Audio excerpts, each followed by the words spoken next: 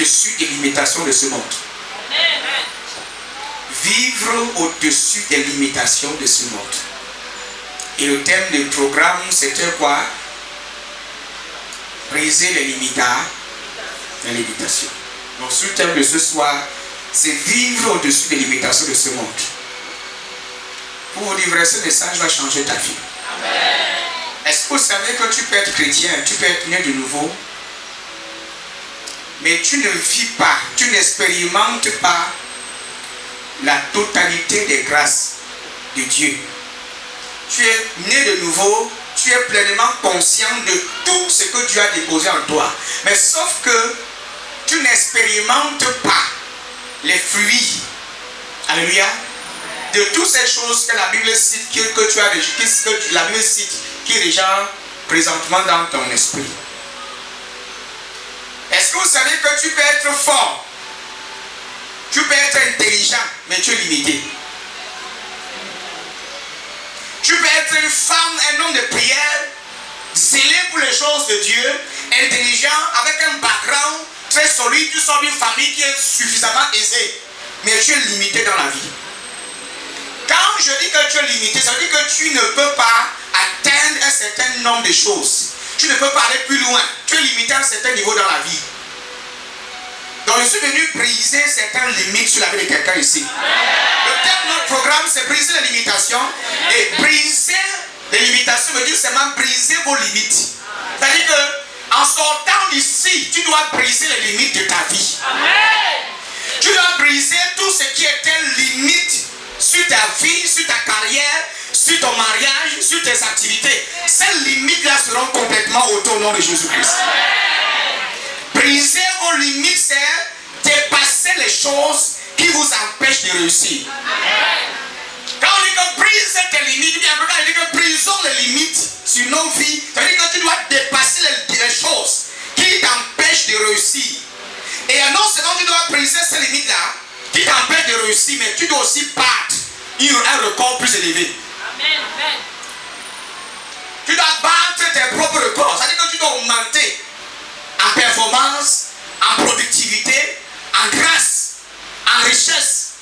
Donc s'il y avait quelque chose, peut-être que tu étais commerçante, mais tu n'arrives pas à avoir des bénéfices même de 100 000, c'est déjà une limitation.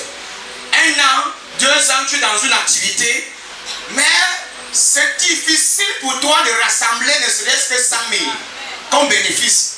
Ce n'est pas évident pour toi de rassembler ne serait-ce que 200 000 comme bénéfice. Ça, c'est une limite. Ton fonds de commerce est là, c'est bien consistant. Mais les bénéfices, tu ne les vois pas. Quand tu es à la fin du mois, ou encore à la fin de la semaine, quand tu fais tes calculs, ton fonds de commerce sort, mais les bénéfices, tu ne les vois pas. Quand tu parviens à rassembler ton fonds, l'argent que tu as utilisé pour investir, pour faire des achats, tu parviens à rassembler le montant exact. Maintenant, tu essaies de regarder ce que tu bénéficies comme bénéfice, tu essaies de calculer, tu vois que ça n'est rien. 1 fois, 2 fois, 3 fois, 1 an, 2 ans, c'est une limite. Il faut que tu dis à toi-même que je dois battre mon propre record. Quelque chose doit être brisé aujourd'hui. Est-ce que vous savez qu'avec votre propre bouche et avec vos propres paroles, vous pouvez retracer votre destinée? Vous pouvez dessiner ou bien encore programmer la vie que vous voulez vivre. Avec vos propres mots, tu peux programmer la destinée que toi tu veux vivre. Aucun homme sur la terre n'est appelé à programmer ta vie en dehors de toi-même. Avec tes propres mots, tu peux briser certaines limites sur ta vie. Nous savons que le pouvoir de la vie et de la mort est sur votre langue. Ce que tu dis, ce que tu sèmes, c'est ça que tu manges. C'est ça que tu manges comme fruit. Si tu sèmes des mauvaises paroles, tu vas aussi récolter des mauvaises paroles. Briser les limites, c'est dépasser les choses qui vous empêchent de réussir. Et battre votre record. Vous devez être déterminé à sortir ou à surmonter toute forme d'obstacle. Alléluia. Il va qu'en sortant d'ici, que tu te dis à toi-même que comme je sors de cette salle, tout ce qui était comme obstacle sur mon chemin, Je vais briser cela maintenant. Donc pendant que je prêche, commence à identifier chaque obstacle. Tout ce qui est comme obstacle sur ton chemin. Peut-être que ton obstacle c'est le rejet. Alléluia, c'est le rejet. Peut-être que c'est, je ne sais pas, la médiocrité, des personnes malhonnêtes. Vous savez que l'une des plus grandes bénédictions que Dieu peut donner à un homme, c'est le don des hommes. Amen. Est-ce que vous savez ça? Tu peux être l'une des plus grandes richesses que Dieu peut donner à un être humain, c'est le don des humains. Quand Dieu t'accorde le privilège, la grâce de rencontrer certains hommes, ta vie peut changer. Amen. Et l'une des plus grandes malédictions qui peut arriver dans la vie d'un homme, c'est les hommes aussi. Si tu as, je peux dire comme le monde le dit, si tu as la malchance, ça c'est le thème du monde, de rencontrer certains hommes, il y a des hommes stratégiquement déposés dans tes par le diable, ils peuvent ruiner ta vie en 2 heures. Il en est de même comme Dieu peut mettre sur ton chemin des hommes, de manière stratégique, il est prêt sur ton chemin. À leur rencontre, et le moment où tu les rencontres, ta vie commence à changer. Amen. Les hommes, c'est un don de Dieu. Amen. Vous savez pourquoi je suis béni? Je suis béni parce que Dieu m'a donné les hommes. Amen. Ça, c'est la plus grande richesse. Oh my God, quelqu'un n'est pas ici. Amen. Tu dois prendre la décision d'affronter ou de surmonter tout ce qui a la capacité de vous arrêter ou de vous réduire. Alléluia. Quand il dit prendre la décision, ça veut dire que tu es chrétien, tu as l'autorité. Prendre la décision, ça veut dire que tu as la capacité de réduire ces forces-là à néant, à zéro. Quelles sont ces choses qui t'empêchent d'évoluer? Est-ce l'ignorance? Est-ce la cupidité? Est-ce l'oppression? Peut-être c'est quelqu'un qui est dans ta vie, mais qui est une limite. Rien que sa présence dans ta vie est une barrière. Je ne sais pas. Toi, c'est à toi d'identifier quelles sont ces choses qui me limitent, qui m'empêchent, qui est devenu comme un obstacle sur mon chemin. Identifie la chose, mais dis-toi, après ce service, après que le Père se définit son message, je vais briser cet obstacle. Amen. Avec mes propres paroles, avec ma prière, je vais anéantir cet obstacle. Alléluia. Je prends la décision d'affronter ou de surmonter tous ces obstacles. Alléluia. Je veux que quelqu'un soit révolté ce soir que je vais réussir. Il y a des gens qui sont arrivés ici étant déjà découragés par la vie. Tellement, il y a des situations qui ne font que persister sur ta vie. Tu as longtemps prié, mais ça revient. Ça essaie de partir, ça revient. Tu tournes sur place, ça fait des années que tu n'avances pas. Tu lances une activité, tu commences une activité, quelques temps après, ça va chuter. Ça ne reste pas. Tu quittes d'activité en activité. À peine que tu as commencé une autre, ça échoue, tu lances une autre. Actuellement, tu peut-être à 10 activités que tu as lancées, mais rien n'avance. Rien ne change. Tu es sur place. Il y a une limitation quelque part dans ta vie que tu dois briser. Personne ne va t'aider à briser ça. C'est toi-même ce soir. Toi-même, tu vas briser ces limitations sur ta vie. Et pendant que ce temps de prêcher, tu vas identifier chaque limitation de ta vie. Et tu vas commander à ces limitations que libère ma destinée. Ôte-toi de mon chemin. Et ne reviens plus jamais. Le plus souvent, nous sommes toujours en train d'accuser les autres. Les autres. Mais en réalité, parfois aussi, nos limitations viennent de nous-mêmes. Nos limitations viennent de nous-mêmes. Ça peut être des personnes stratégiquement que le diable a placées stratégiquement sur notre chemin. Ça peut être vous-même. Ça peut être vous-même. Il y a la paresse aussi qui est une limitation. Il y a l'ignorance qui est une limitation. Si je prêche, demande un amen. Dans le royaume de Dieu, il n'y a pas de conscience du manque. Vous savez, Dieu m'a fait comprendre que ce qui cause souvent la limitation dans la vie de certains chrétiens, c'est cette conscience du manque. Vous amène quelque part aujourd'hui. Dis à ton voisin la conscience du manque. Est-ce que vous saviez que dans le royaume des cieux, le manque n'existe pas. Le langage du manque n'existe pas. Cette conscience du manque n'existe pas. Si vous regardez dans Genèse, Vous verrez que quand Dieu crée l'homme et la femme, ces deux personnages, ces deux ancêtres, ces deux premiers hommes que Dieu a créés ne manquaient absolument de rien. En réalité, ils n'avaient même pas la conscience qu'il y a quelque chose qui les manquait parce que Dieu avait tout mis à leur disponibilité, à leur disposition. Ces hommes étaient pleinement approvisionnés de toutes sortes de grâces. Tout ce dont ils avaient besoin était déjà présent dans le jardin. Pose la question, qu'est-ce qu'il pouvait manquer à Adam? La nourriture était déjà là, l'eau était là, la viande était là, l'atmosphère était agréable, tout était disponible. Adam n'avait pas de conscience du manque. Quand je parle de la conscience du manque, c'est cette conscience qui t'amène toujours à croire, à penser qu'il y a telle chose qui manque à ma vie, il y a telle chose qu'il me faut, il y a telle chose qu'il me faut, il y a telle chose qu'il me faut. À la fin, la conclusion c'est quoi? C'est que je n'arrive pas, ça ne vient pas. La conclusion c'est le désespoir, le découragement et l'abandon. Tu finis par abandonner. Parce que comme tu es toujours conscient du manque, telle chose, le manque. Au lieu d'être pleinement conscient de la satisfaction, de la plénitude que tu as reçue, tu as tout. Adam avait cette conscience qu'il avait tout. C'est la seule conscience que ces deux êtres avaient dans le jardin. On a tout. Dieu a tout mis à notre disposition. Nous ne manquons de rien. Et c'est le même langage que David a tenu. L'Éternel est mon berger, je ne manquerai de rien. Alléluia. Il faut que vous arriviez à un certain niveau où vous commencez à croire que vous ne manquez de rien. Au lieu de passer votre vie à vous morfondre, à vous plaindre des choses qui n'arrivent pas, des choses qui ne se concrétisent pas, des choses qui sont en retard dans votre vie, aussi longtemps que votre esprit ou encore votre pensée est focalisé sur des choses qui vous manquent, ça cause une limitation dans votre vie. Vous ne pouvez pas avancer en ayant cette conscience du manque graduellement. Tu ne peux pas évoluer dans la vie. Parce que rien que le fait que tu as cette conscience vient éteindre le peu d'énergie que tu avais encore en toi.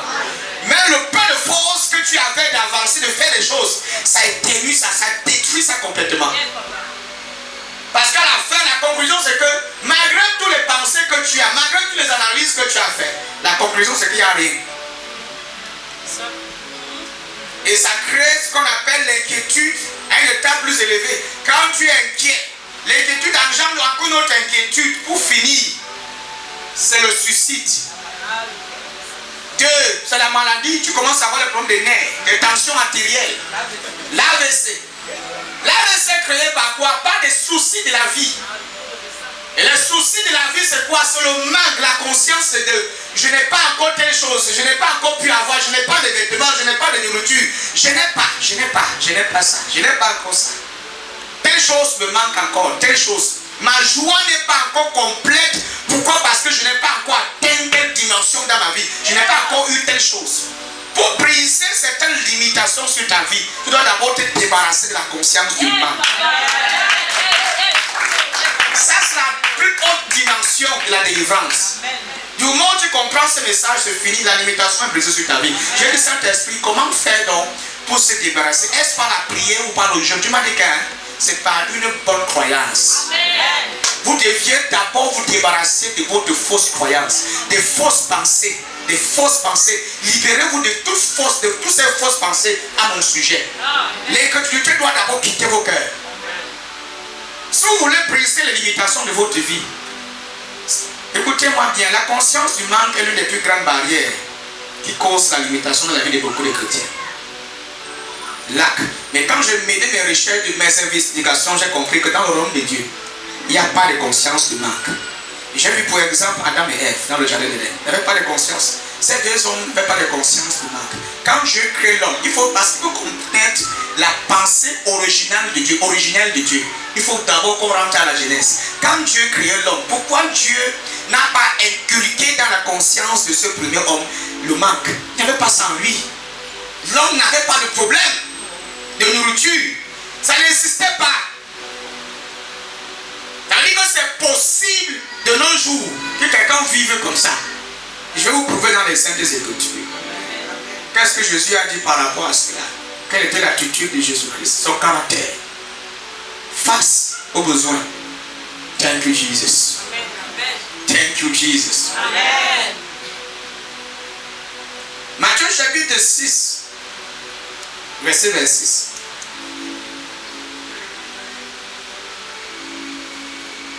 Vous verrez qu'ici, les apôtres ont interrogé Jésus au sujet de ce qu'ils doivent porter, de ce qu'eux doivent manger. Ça veut dire que ces hommes ont suivi Jésus, mais ils avaient encore en eux cette conscience du manque. La conscience du manque régnait encore dans la conscience de ces hommes. Ils ont commencé à questionner Jésus, à savoir, mais Jésus, c'est comment, qu'est-ce qui se passe? Alléluia. Qu'est-ce qui se passe? Nous, on a décidé de suivre. On a tout laissé. On a laissé notre profession de pécheurs, nos ambitions, nos femmes, nos familles, pour te suivre. Mais avant de te suivre, nous parvenons au moins à se vêtir.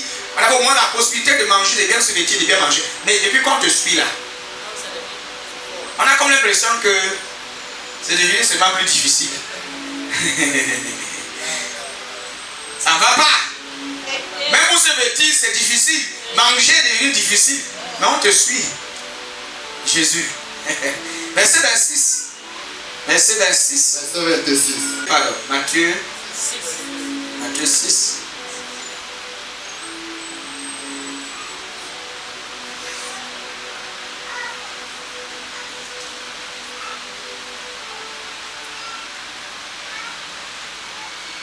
Regardez les oiseaux du ciel. Ça c'est le verset 6. Regardez les oiseaux du ciel. Ils ne sèment pas. Ils ne moissonnent pas. Ils n'amassent rien dans tes greniers. Et votre Père céleste les nourrit. Jesus. Regardez les oiseaux du ciel. Ils ne sèment pas.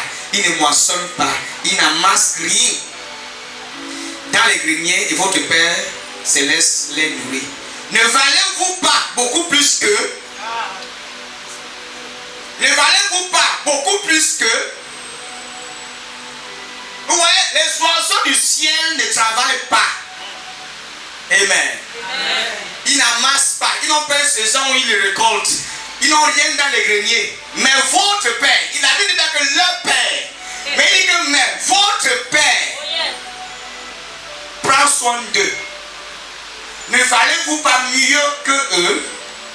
La réponse est quoi? Nous valons mieux que les oiseaux du ciel. Mais quand vous lisez cette portion de l'écriture, qu'est-ce que vous comprenez? Elle vous dit quoi? Elle nous révèle l'intention originelle de Dieu concernant les besoins. Dieu ne veut pas qu'on se soucie des choses, qu'on ait la conscience du manque. Dieu ne veut pas que nous ayons en nous cette conscience de je n'ai pas encore, je ne peux pas, je n'ai pas pu faire, je n'ai pas pu avoir. Dieu veut que nous ayons en nous cette conscience d'une satisfaction totale en lui.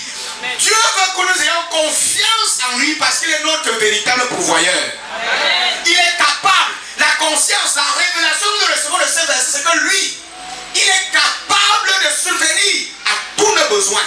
Amen. Quand tu sois à la maison, que tu n'aies rien à faire, quand tu n'aies même rien fait, même s'il arrivait que tu es à la maison, que tu chômes, Dieu peut encore prendre soin de toi. Amen. Je sais que dans cette économie, dans ce monde dans lequel nous vivons, il faut absolument avoir du travail, il faut avoir du job, il faut avoir une activité. Alléluia. Amen. Mais j'ai connu des hommes qui ont eu une période de chute, de déclin. Mais pendant cette période, ils étaient à la maison, ils ne faisaient absolument rien. Dieu prenait soin d'eux. Dieu veut prendre soin de toi. Vous voyez, nous ne comptons pas sur l'économie de ce monde. Nos ressources, notre source d'approvisionnement ne vient pas de cette terre. C'est ça qui fait de nous les hommes différents. La conscience que les hommes ordinaires ont, cette conscience du manque, de vouloir toujours chercher à se satisfaire, à se combler. Nous n'avons pas nous cette conscience. Nous sommes comblés en Christ. Amen. Nous sommes comblés en lui. Amen. Même quand nous n'avons pas l'argent, même quand nous n'avons rien, Dieu prend soin de nous. Amen. Il y a des gens, s'ils n'ont pas l'argent, ils vont mourir. Ils vont mourir. Mais les chrétiens peuvent pas avoir l'argent, mais ils vivent. Yes. Il y a des gens, s'ils n'ont pas l'argent, ils peuvent aller se tuer, ils peuvent se pendre. La paix, parce que leur paix est basée sur le matériel, sur les choses qu'ils ont. Du moment où ces choses-là leur quittent, la paix disparaît, ils meurent. Ils sont dans le trouble. Ils sont troublés parce qu'ils n'ont pas pu. Telle chose est partie de leur vie. Tu n'as pas encore vu des hommes, quand ils perdent l'argent, ils deviennent fous. Quand ils perdent l'argent, soit ils perdent une activité, soit ils perdent un contrat. Quand ils perdent un contrat, tu le vois, ils deviennent malades. Parce que ce contrat-là, c'est son Dieu, c'est son tout. Nous, par contre, nous ne dépendons pas des ressources de ce monde. Notre joie, notre satisfaction vient d'en haut. Nous vient d'en haut. Même au milieu des crises, nous sommes en paix. Et Dieu prend toujours soin de nous. Quand vous lisez la Bible, vous verriez des hommes que Dieu a délivrés de l'Égypte, les enfants d'Israël. Il les a conduits dans le désert, traversant la mer Rouge. Vous voyez la main de Dieu. Même quand il fallait les nourrir, Dieu fait descendre la viande du haut, du ciel. Même le pain venait du ciel. Dieu est capable de vous nourrir.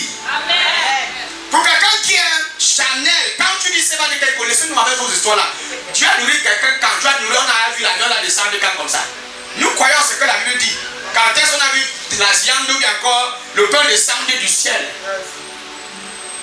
Mais nous croyons ce que Dieu dit. Et nous le voyons chaque jour dans nos vies.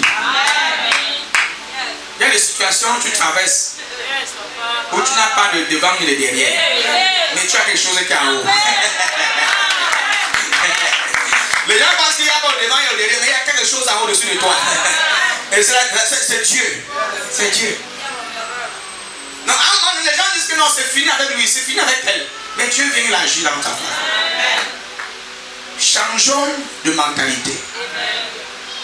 Libérons notre conscience de cette conscience de manque. Et recevons cette conscience de la satisfaction en Dieu. En lui, nous avons tout. Regardez les oiseaux du ciel, ils ne sèment pas. C'est-à-dire qu'ils ne travaillent pas.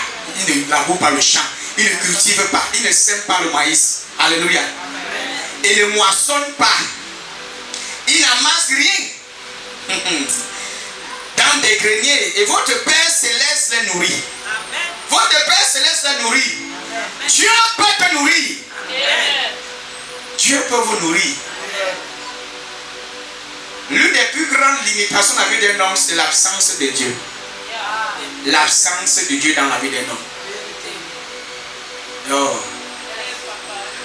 Tu peux tout avoir dans la vie, mais Dieu doit être là. Si Dieu n'est pas présent dans ta vie, c'est cuit. Tu manques de tout.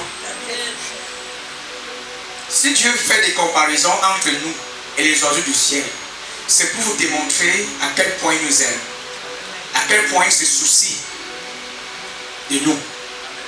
Quand vous traversez des moments difficiles, n'ayez pas en vous cette conscience que Dieu vous a rejeté ou que Dieu vous a abandonné. N'ayez pas en vous cette conscience que Dieu ne s'intéresse pas à votre vie ou bien que votre vie ne lui dit absolument rien. Non. Dieu est pleinement impliqué dans votre vie. Est-ce que vous comprenez ce que ça veut dire? Il dit qu'il est pleinement impliqué dans votre destinée. Et il connaît ce qui est mieux pour vous. Dieu se soucie de vous. Et votre Père Céleste les nourrit. Ne valez-vous pas beaucoup plus que... Il y a le mot valer, valeur. N'avez-vous pas plus de valeur que les oiseaux du ciel? Aux yeux de Dieu, n'avez-vous pas plus de valeur? Entre toi et l'oiseau du ciel, qui a plus de valeur aux yeux de Dieu? Mais l'oiseau qui n'a pas plus de valeur que toi aux yeux de Dieu, il mange bien. Il est pleinement approvisionné. Dieu prend soin de lui, l'oiseau du ciel. Et toi, tu as les problèmes de 5 minutes, tu te plains. Tu as le souci des habits. Dieu te regarde et que regarde, tu n'as pas confiance en moi. L'une des choses que Dieu recherche, c'est la confiance. La confiance en Dieu brise les limitations. Amen. Que ce soit dans le domaine académique, des finances, du travail, voyage, la confiance en Dieu brise toute limitation sur votre vie.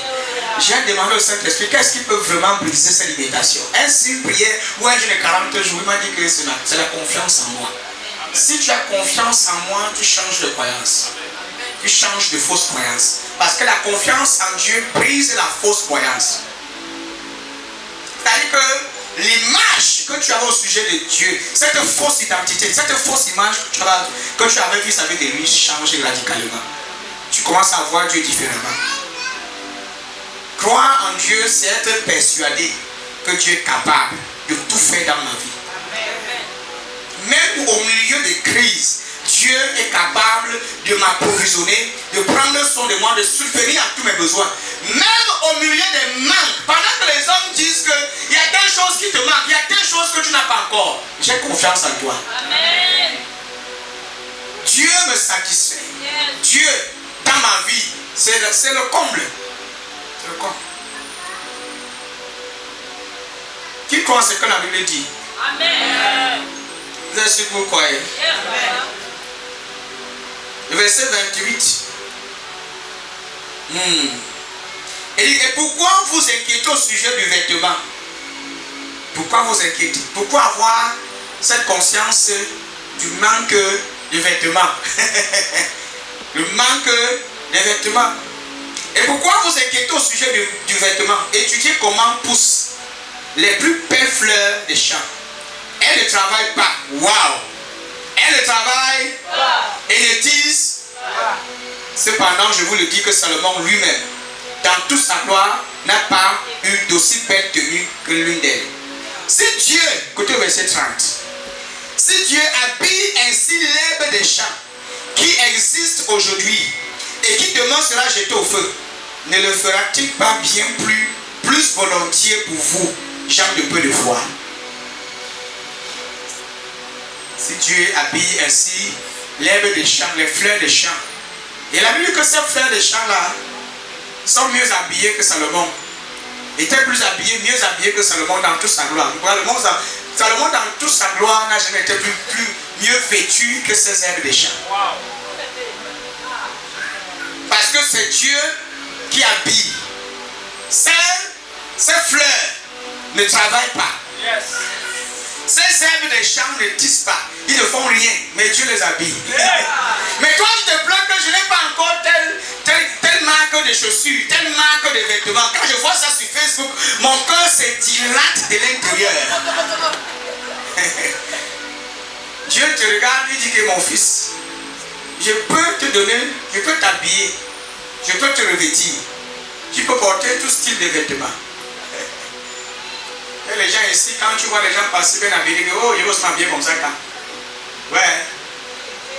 Nous, on est seulement là sur la terre, pas accompagner les autres. Regarde ce que l'on porte. Et quand tu parles comme ça, le Seigneur te regarde, tu dis, ouais, il a mal. Si seulement si, vous voyez que Dieu attire l'attention sur ce que lui est capable de faire.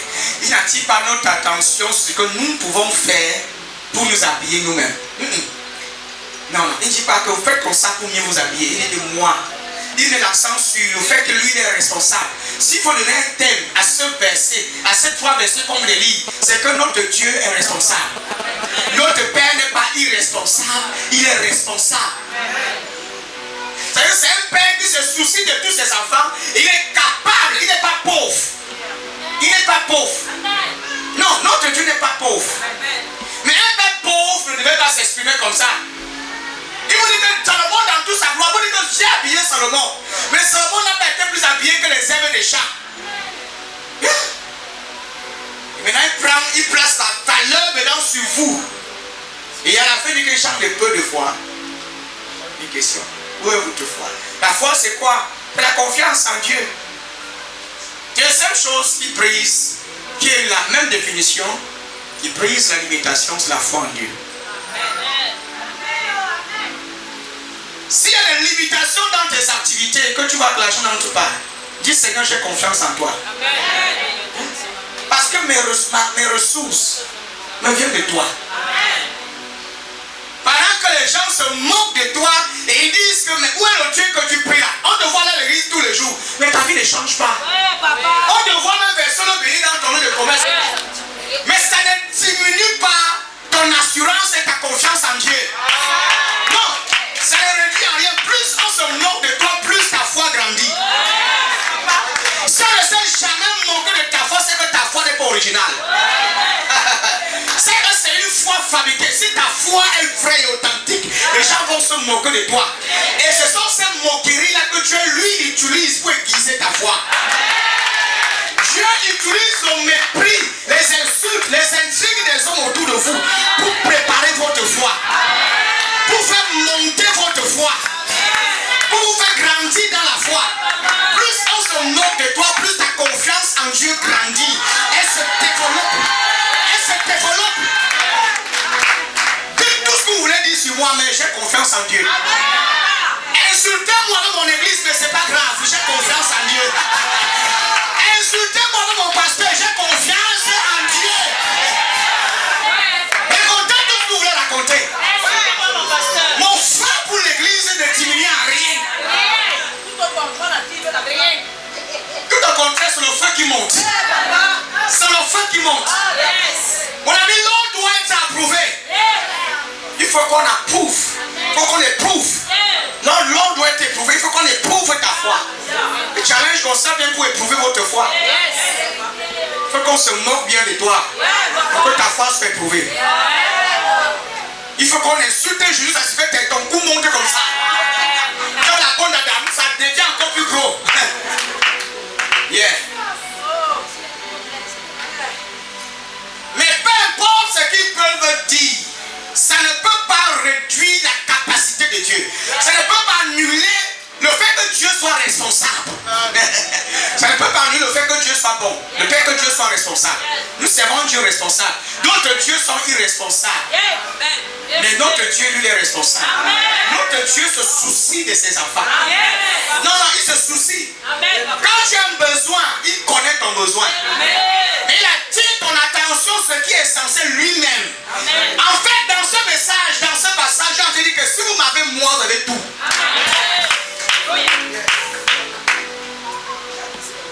Si tu as Dieu, tu as tout. Tu as tout.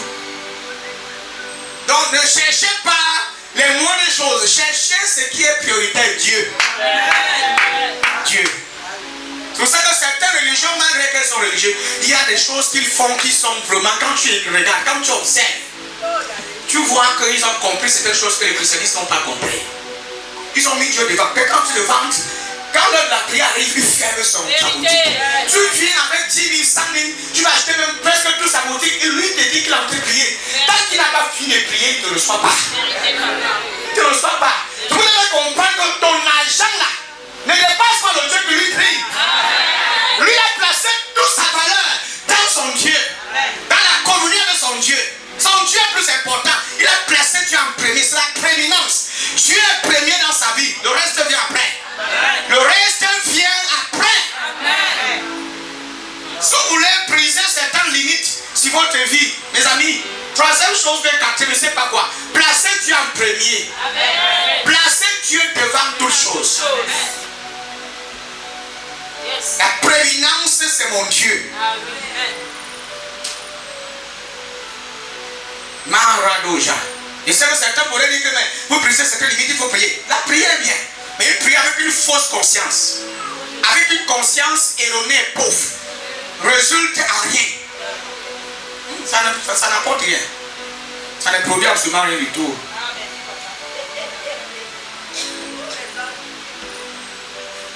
Je peux prêcher?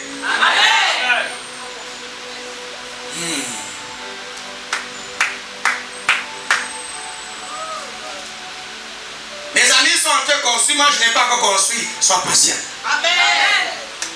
Ils ont des véhicules, je n'ai pas encore de véhicule. Est-ce que ça doit réduire ton feu pour Dieu? Donc Dieu te dit, sois sage, hein? Sois sage. L'église là te bouffe. L'église là on te donne le cerveau. On prend tes chances. On prend ton argent. Entre nous ici et vous et moi là, qui parle les chances de qui ici? S'il faut aller dans les thèmes que le monde dit là, s'il faut aller dans ce sens là, qui prend les chances de qui? C'est plus de vous. Qui suce qui? Alléluia. Pendant que vous êtes dans vos voyages, vous faites la vie, moi je suis dans le prier pour vous, je suis dans ma chambre. Alléluia. You are enjoying your life. We are here praying, preaching the gospel, teaching you, bringing you to back Back to God. Quand tu te perds, nous sommes là pour te ramener. On doit être la presse pour te ramener. Amen. Tu entres les boussons, on va les boussons, te ramène. Amen. Ton âme commence à le volatiliser. Nous, on doit ramener ton âme. Amen. Après des années, j'ai cru au Seigneur. J'avais l'âge de 12 ans que je me suis converti. À 12 ans. Et j'ai commencé, j'ai reçu des visitations surnaturelles à 16 ans. Où le Seigneur m'apparaissait presque tous les nuits. Et c'est à 17 ans que j'ai commencé à prêcher. À 21 ans, j'étais invité partout dans les églises, je partais partout, je prêchais dans les églises. Et c'est en 2017 que cette église a été fondée. Après, j'avais été pasteur dans d'autres dénominations. J'ai servi pendant des années. J'ai été éprouvé. Comme on dit souvent, Nawaka. Le jeune petit garçon, vous voyez devant vous là, a traversé les étapes. Mais dans toutes ces épreuves, je n'ai jamais réduit ma foi. Je n'ai jamais chancelé. Plus les épreuves étaient fortes, plus ma foi grandissait. C'est ça qui a fait de moi un leader que je suis aujourd'hui. Les épreuves. La meilleure chose qu'il peut enseigner un homme, même quand on donnait les conseils aux enfants, ils ne comprennent pas. Laissez les circonstances les enseigner. Amen. Si vous parlez à vos enfants, ils ne vous suivent pas. Ne vous tuez pas.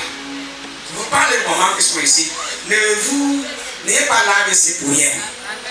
Vous devez vivre pour voir vos petits-enfants. Vous devez aussi vivre pour vous-même. Pour yourself. Je m'adresse aux mamans qui ont sacrifié presque tous les vies pour leurs enfants. Il y a des moments où vous devez vivre pour votre propre vie. Prenez sur le temps comme ça. Allez quelque part, c'est vous manger. Don't die. Les enfants que vous voyez là vont grandir, vont partir, vont t'abandonner. Ils vont pas penser à toi. À un moment, il faut penser à toi-même. Enjoy life. Tu enjoy ta vie. Tu as l'argent, tu as beaucoup de moyens. Va en France. Va un mois là-bas, dors. Tu es du ménagère. La ménagère s'occupe de tu manges. Regarde, la ménagère s'occupe de tu manges pour la vie. Il n'y a aucun péché en ça. Quand tu as les enfants rebelles, tu ne pas les comprendre. Laisse la vie les enseigner. Parce que la vie, c'est le meilleur enseignant. C'est this life. Le meilleur enseignant. Life.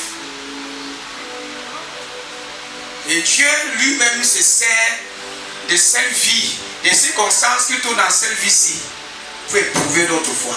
Yes. Surtout quand tu es un peu têtu, là, Dieu aime les gens qui sont têtus. Il va te montrer qu'il t'aime beaucoup.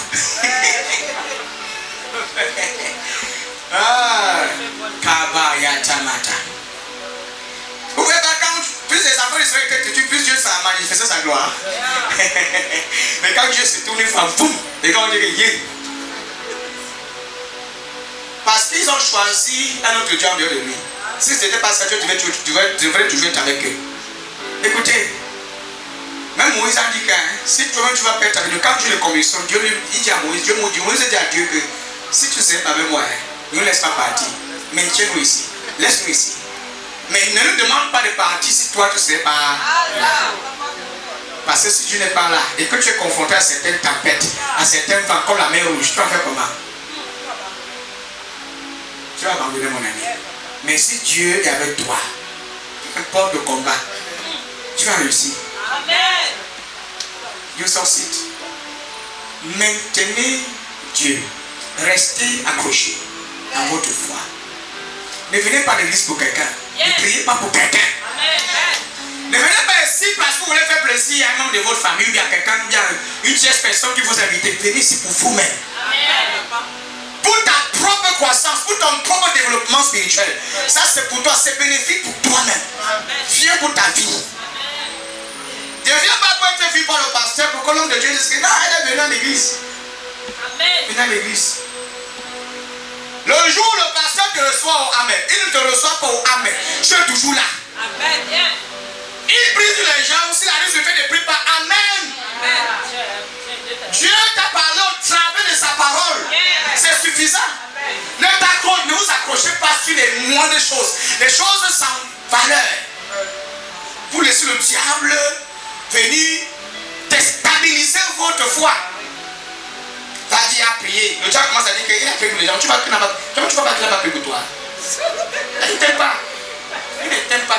cette église, on ne t'aime plus dans cette église. Je te dis qu'il faut quitter. Le diable commence à te parler dans ta tête. Commence à te prêcher un message solide. Le thème, c'est quitter l'église.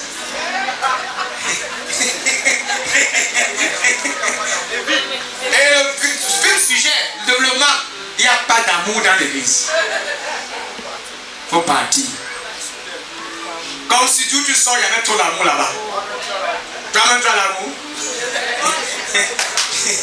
J'aime trop les gens. Tu es trop bien. Non, tu es trop bien. Non, on ne quitte pas la famille. Tu as quitté ton père et ta mère.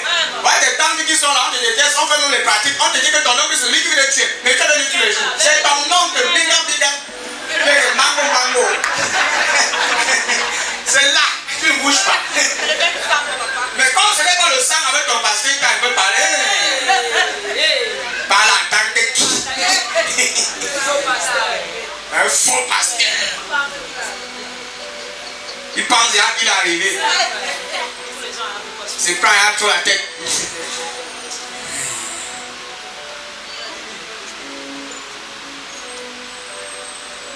Il y a une chose qui apporte aussi des limitations aussi dans la vie. J'appelle ça la stagnation. Et c'est un des sujets que je vais briser ce soir. Dans la vie de certains. J'ai des enfants, quand je vous regarde, certains ont cette vie de limitation dans leur vie. Ils sont limités. Et non seulement ça, c'est suivi de cette vie de stagnation. Alléluia. La stagnation, c'est la condition qui marque par le manque de mouvement ou de progrès. Qui est marquée par le manque de mouvement et de progrès. C'est la condition qui est marquée par le manque de mouvement ou de progrès. Donc quand tu stagnes sur place, c'est-à-dire que tu ne bouges pas. Il n'y a pas le mouvement. La stagnation est aussi l'une des barrières, est une autre force de limitation. Elle aussi, elle a causé des limites dans la vie des gens. Donc les gens qui sont sur place, pas de mouvement. Pas de mouvement.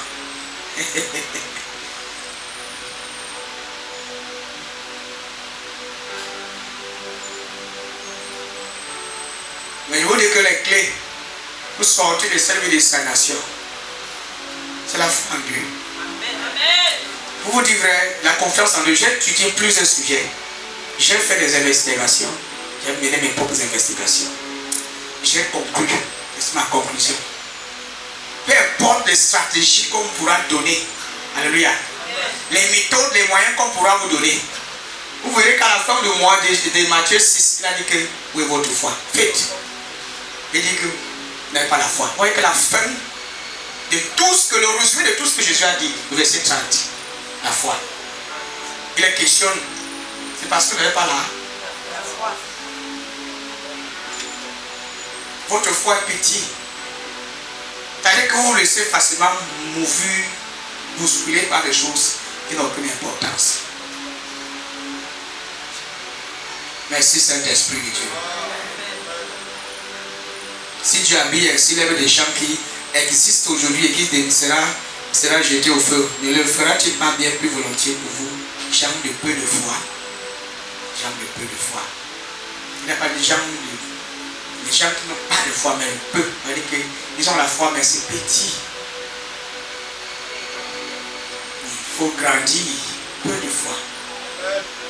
Maintenant, quel est l'élément qu'il nous faut pour grandir dans cette foi, pour que notre foi ne soit plus peu, mais encore petit? La connaissance de Dieu. Grandir dans la connaissance de qui Dieu est. Grandir dans la connaissance de qui Dieu est. Étudier ce que Dieu est capable de faire, ce qu'il a déjà fait, ce qu'il peut faire. Alléluia. Qui il est. Plus tu grandis dans cette conscience, alléluia, plus tu grandis dans la conscience de qui Dieu est et de ce que Dieu est capable de faire, la conscience du manque disparaît. La limitation, la stagnation quitte aussi ta vie. C'est des choses que j'ai compris. Mais nous autres, il y a des moments difficiles, il y a des périodes où tu sais que c'est vraiment fort. Mais au milieu de ces périodes-là, tu vois toujours Dieu pointer son doigt sur toi. Non, Dieu ne t'abandonne pas. Il y a toujours une grâce, il y a toujours une faveur là. Il y a toujours quelque chose qui vient. Tu n'es pas complètement vide. Il y a une source qui t'approvisionne. Cette source-là, c'est Dieu. Même si les gens venaient à me dire n'importe quoi, que Dieu a monté, Dieu n'a pas Dieu. Aujourd'hui, dans le monde actuel, les gens sont forts pour dénigrer Dieu. Pour vous dire combien Dieu ne peut rien. Cette histoire des blancs, ce n'est pas bien, il faut retourner dans nos origines. J'ai même vu quelqu'un dire sur Facebook que normalement les cultes des dimanches, les gens doivent aller à dimanche. Que si les gens consacrent seulement le dimanche là pour aller travailler, c'est qu'ils sont plus pauvres. Que le secret pour sortir de la pauvreté, ce n'est plus aller à l'église au dimanche. Et consacrer la journée le dimanche là pour aller chercher l'argent. Je l'ai dit que je l'ai pour la là-bas. Et les 6 autres jours, tu n'as pas été riche pendant 6 jours. C'est seulement le dimanche que tu seras riche. Nous ne sommes pas bêtes. Tu peux faire des histoires, les gens tombent dans ton piège. Mais nous sommes les gens réfléchis. Et pendant 6 jours, tu n'es pas devenu riche. C'est seulement le 10e, le 7e jour que tu seras riche. Ok, vas-y, alors on va voir si tu seras riche. Et on va voir si tout le monde sera donc riche.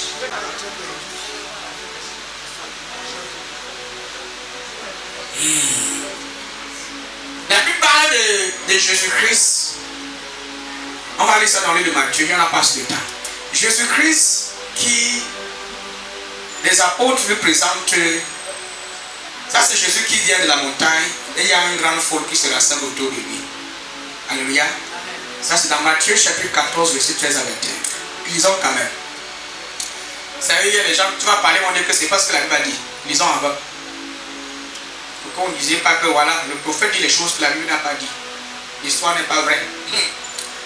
Matthieu 14 verset 13 à 21. Vous allez voir comment les apôtres s'étaient limités. Quand je parle de la foi, vous allez voir aussi que même les apôtres étaient limités à un moment donné. Quelqu'un de rapide. Matthieu 14. Cozy predevatis. Peter Bahada.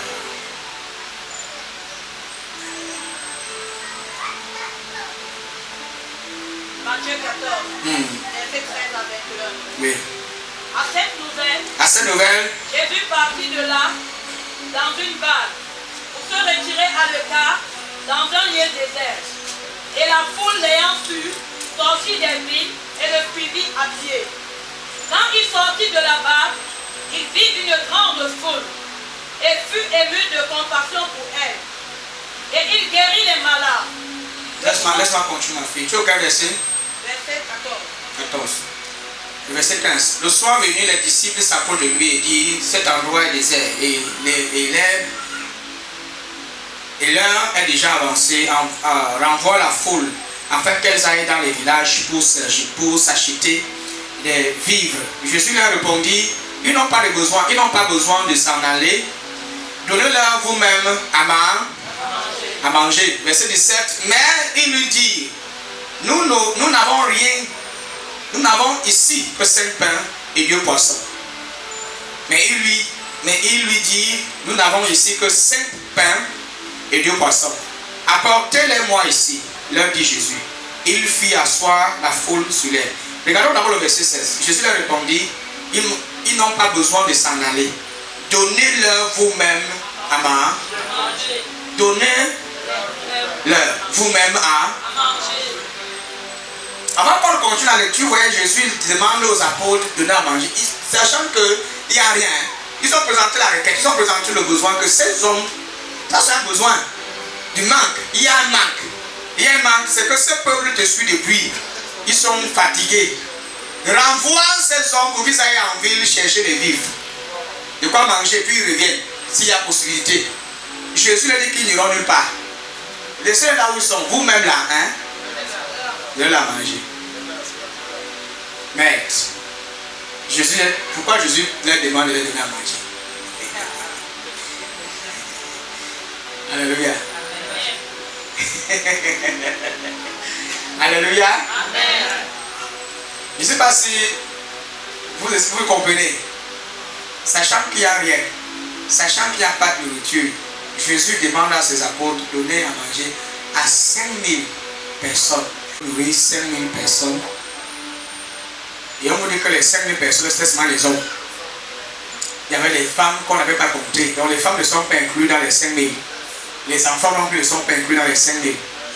Ça veut dire que s'il fallait calculer, faire la totalité des femmes, hommes et enfants, on pourrait être dans les 15 000 personnes. Parce que les hommes sont peut-être toujours, on peut dire 14 000, on peut estimer 14 000, 13 000 personnes.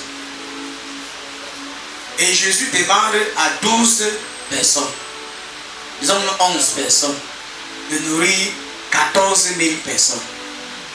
Avec combien? 2 poissons, 5 pains. Waouh! Ici, là, il faut un miracle. Il faut être dans la dimension. Il faut seulement un miracle. Et Jésus demande à ses apôtres de faire un tel miracle. Est-ce que vous savez que les apôtres pouvaient le faire? S'ils sortaient de cette conscience des limites, les apôtres étaient limités dans leur tête, dans leur conscience. Ils étaient limités qu'on ne peut pas. On ne peut pas. On regarde le nombre de personnes et ce qu'on a à notre possession est petit. C'est impossible. C'est déjà une limitation. La limitation, elle est d'abord psychologique. C'est d'abord dans votre tête. Quand vous faites l'analyse de tout ce que vous traversez, alléluia, vous pesez le poids de la situation, vous pesez le pour et le contre. Et la conclusion c'est, je ne peux pas m'en sortir. Quand tu as fini de faire tous tes calculs, et tu vois que les situations sont contre toi, tu vois que les problèmes sont plus énormes que ce que tu pensais. Quelle est ta conclusion? Est-ce que c'est possible que tu t'en sortes ou tu ne t'en sors pas? Est-ce que tu es capable de te faire traverser cette mer rouge? C'est la même chose que les enfants d'Israël sont face à la mer rouge. Ils commencent à paniquer. Alléluia. Quelle est l'attitude que vous avez quand vous êtes face à une difficulté qui dépasse votre entendement charnel? Et je vais vous dire quelque chose, Église. Chaque fois que vous êtes face à un problème qui dépasse vos performances ordinaires, alléluia, en ce moment-là même, croyez en Dieu. Amen. Placez votre foi sur Dieu et dites que mon Dieu est capable de le faire au travers de moi. Amen. Je peux tout par celui qui me fortifie. Ça, c'est le langage d'un héros de la foi, l'apôtre Paul. Il dit, je suis capable de tout accomplir, de tout réaliser par celui qui habite en moi, pas par mes propres forces, par mes propres capacités, parce que nous sommes limités dans nos capacités naturelles.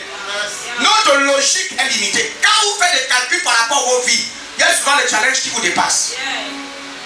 Tu as fini de faire l'analyse, tu tires la conclusion, tu vois qu'en réalité tu es mort. En réalité tout est foutu pour toi, il n'y a plus de goût de secours. Amen. C'est pour ça qu'il faut toujours compter sur Dieu et non sur vous-même. Travaillez, mais comptez plus sur le Seigneur. S'il faut compter sur vous, comptez sur lui qui habite en vous. Placez votre foi sur les habilités de Dieu habitant en vous. Le Seigneur qui habite en moi n'est pas faible, il est fort. Je peux faire telle chose, je peux accomplir telle tâche, je peux vaincre telle tentation, je peux surmonter telle épreuve, je peux surmonter tel challenge. C'est possible.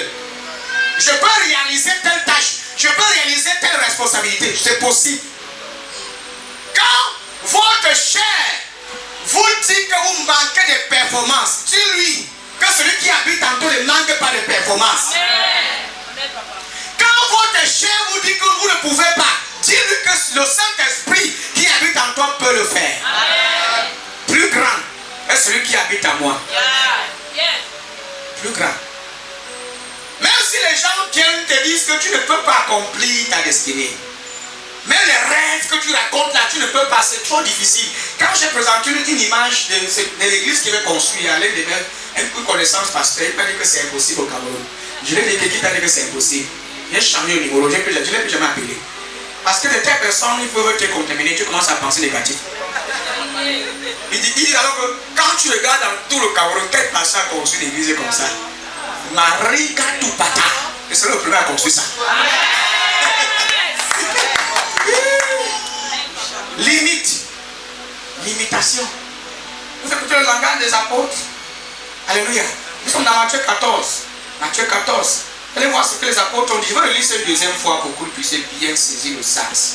J'aime lire ma Bible. Quelqu'un dit j'aime la parole de Dieu. Dis ça fort, j'aime la parole de Dieu. Tu es sûr que tu aimes la parole de Dieu? Donnez-leur vous-même à manger. Et il y a un point d'exclamation, c'était avec autorité. Vous-même là. Hein? Ça fait une instruction que donnez vous-même. Mais il lui dit, nous n'avons rien ici. Voyez, ils sont limités. Il dit quoi? Mais il lui dit, c'est les apôtres qui répliquent, qui répondent à Jésus. Mais il lui dit, nous n'avons ici que 5 pains. Ici que. Là, c'est comme si c'était l'américain. Nous n'avons ici que. Amen. Bon, on passe. Mais il lui dit, nous n'avons ici que 5 pains et 2 poissons. Moi, je suis américain, on se reconnaît ici. Nous n'avons ici que 5 pains et 2 poissons. Ça, c'est un langage de limitation. Limite. Nous n'avons ici que vous dites que ce n'est que ça qui nous. Ce n'est que ça.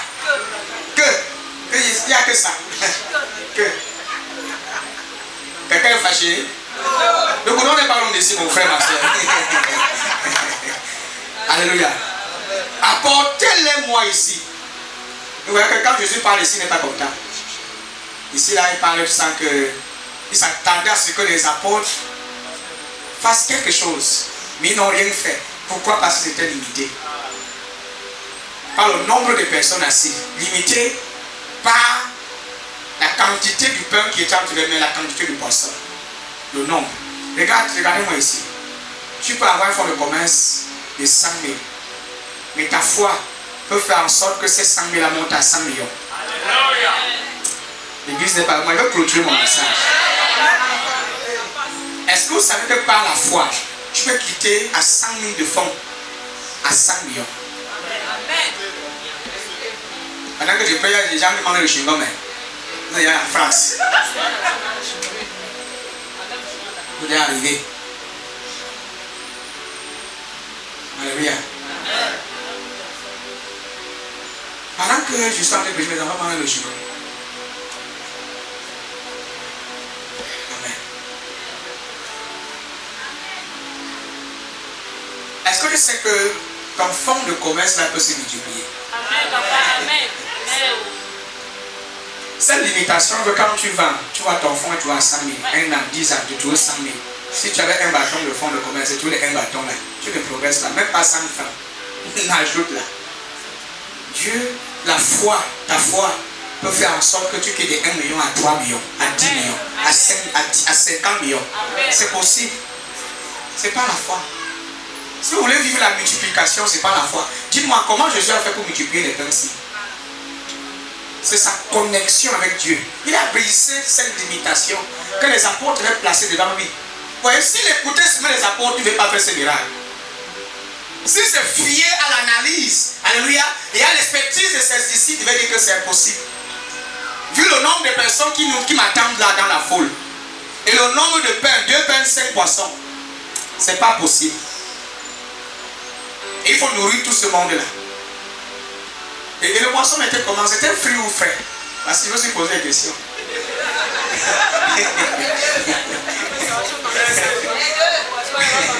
Le poisson était brisé. Apparemment, le poisson était brisé, mes enfants. J'ai fait les recherches. C'était un poisson déjà brisé. Les poissons brisés se sont multipliés une fois. Donc, le ciel a cuit le poisson. Et distribué à 5000 personnes sur place. Ils ont mangé. Et le pain là, quand on dit le pain, on fabrique un pain. Est-ce qu'il y a un arbre qui produit le pain? On a dit le pain est fabriqué. C'est-à-dire que le ciel a fabriqué de nouveaux pains pour nourrir 5000 personnes. La foi est capable de créer, d'amener à l'existence ce qui n'existait pas. La foi est capable d'accomplir ce qui n'était pas croyable ou bien possible aux yeux des humains. Donc, quand tu regardes selon l'analyse humaine, quand tu regardes avec les yeux humains, les yeux Chanel ordinaires, tu vois que c'est impossible. Parce que pour nourrir 5000 personnes, il faut aller à la boulangerie. Simple. Amen. Non, attends que. Pour nous, la boulangerie va te produire même 5000 pains. Et le poisson, dans quelle poissonnerie? Et Et quelles sont les dames qui vont s'asseoir pour faire cuire, faire frire les 5000? Et on dit que ce n'est pas suffisant, on dit qu'il y a encore d'autres femmes et des enfants. Mon ami.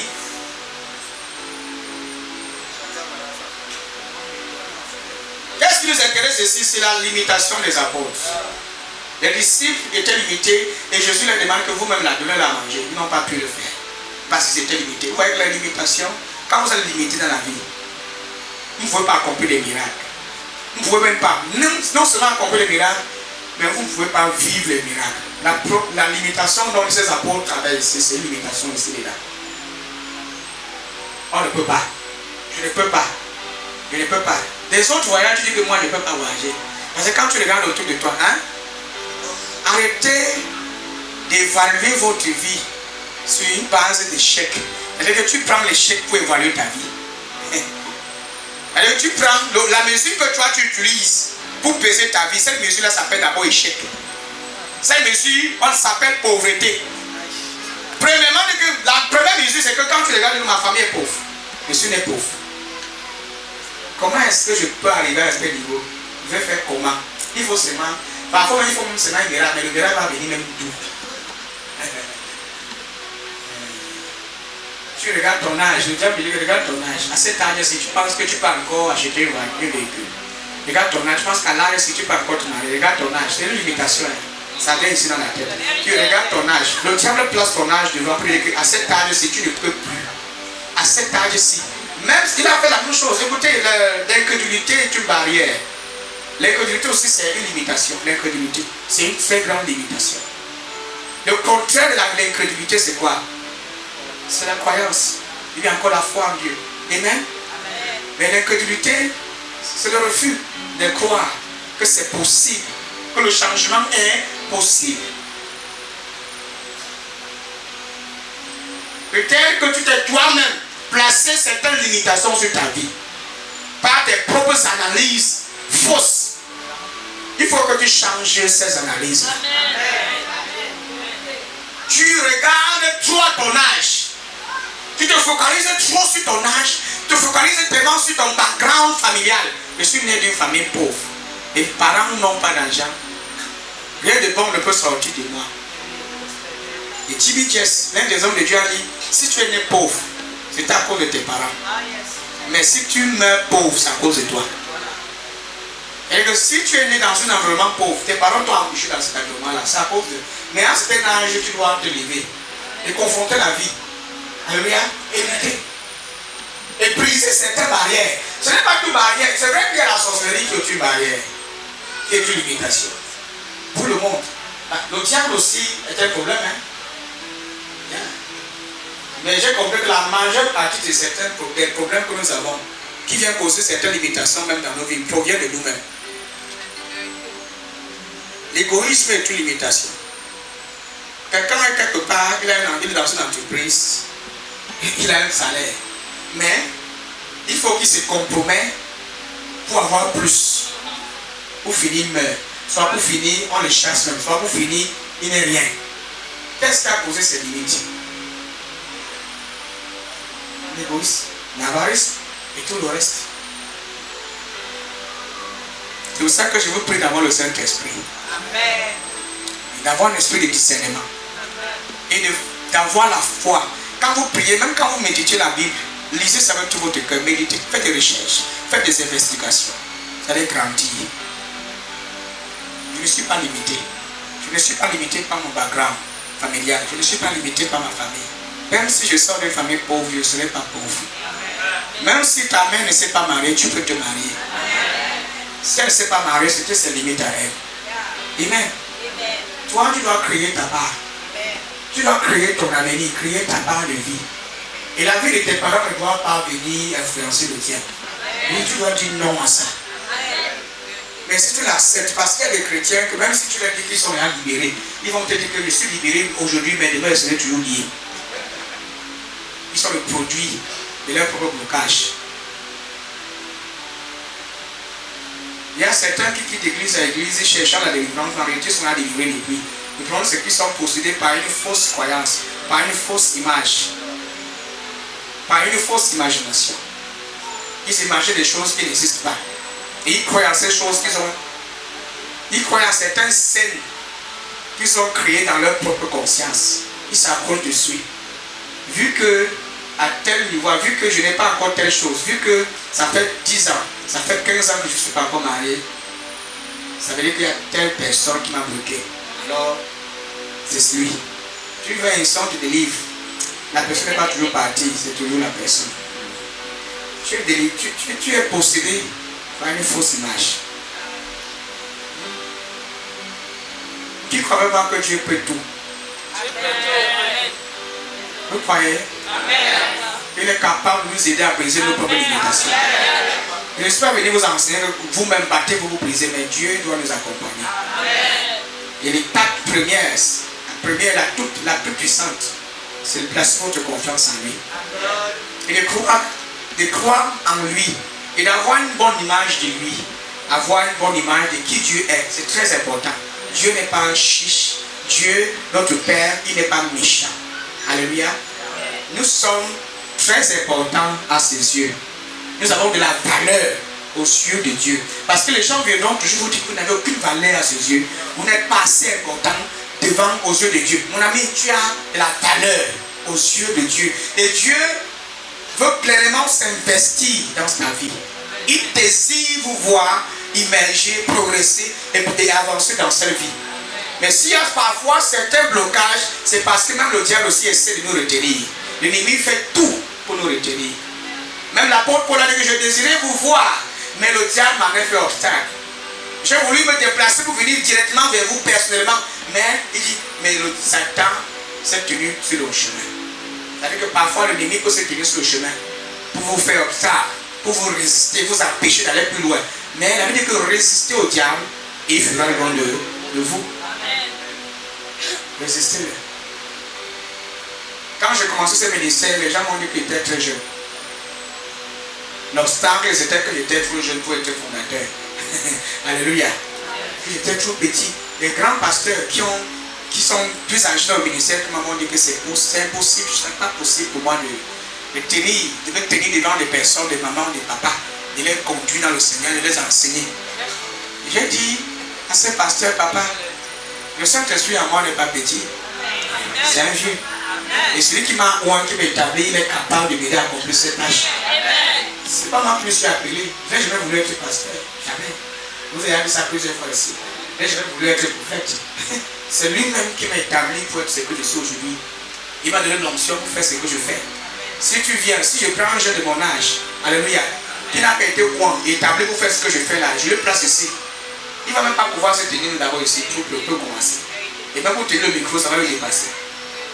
Il y a des gens ici, si je te donne ce ministère-ci, peut-être il n'est pas riche, même malgré qu'il prêche, je lui donne le ministère-ci pour un mois, même une semaine, il ne va pas pouvoir. Même le dimanche, si je commence même par ce dimanche, je prends mon fils et dis que dimanche, c'est toi qui tiens le service. À la fin, tu le reçois déjà. Il prêche, on va d'abord pas pouvoir. Après, on fait, il peut prêcher, mais on dit, assieds-toi là-bas, reçois les gens. Assieds-toi là, reçois les gens.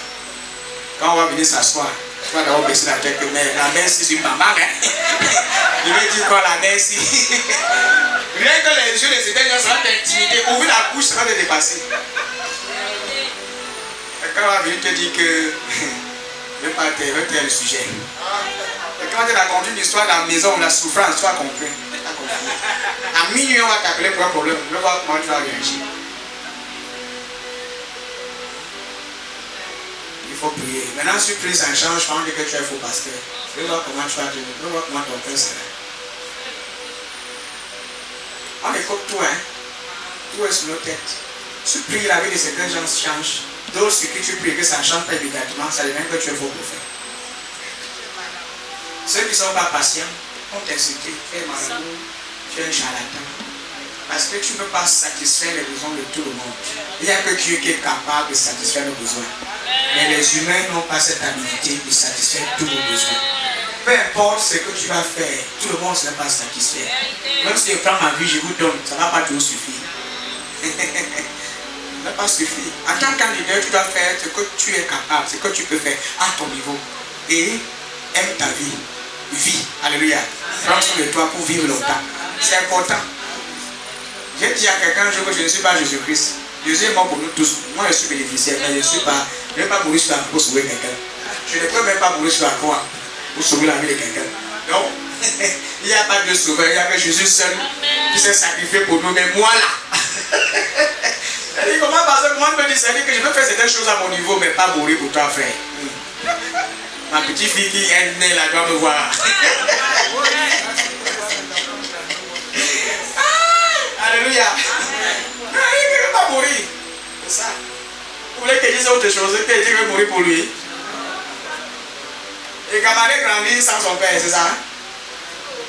Non, mon frère. Je ne suis pas Jean-Baptiste, hein? Quelle est sa tête, on a coupé. Ma tête, on ne coupe pas. Ma part, on ne coupe pas. Vous pouvez échapper, lui-même, vous pouvez échapper à ça. Il allait donner sa tête. Il n'y a pas la foi pour la tête, ma fille. On ne peut pas donner sa tête par la foi pour qu'on coupe. Vous faites quoi? On fuit.